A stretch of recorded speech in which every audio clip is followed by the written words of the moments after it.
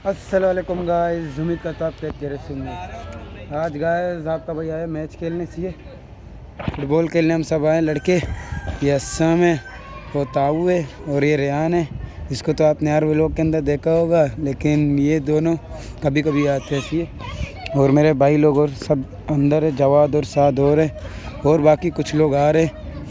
आज आपके भाई का इरादा बना जाएंगे फुटबॉल खेलने। आज सब भाई आए या नहीं? आ जाएँ फुटबॉल खेलने सी।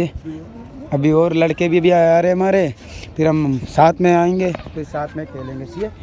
बस अभी मिलेंगे थोड़ी देर के फिर बाहर करता हूँ लोग को start. Welcome to my new YouTube channel.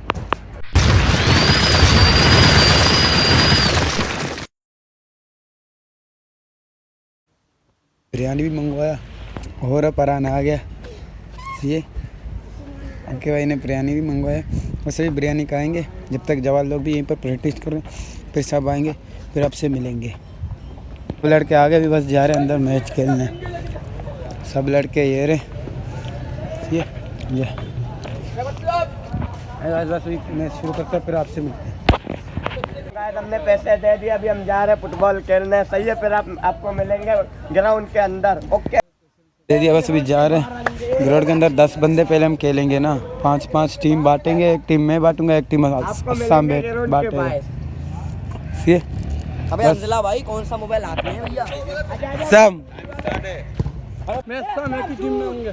सही है, हो जाओ। हाँ खेलो। हाँ अरे तुम किसके टीम? समीर के।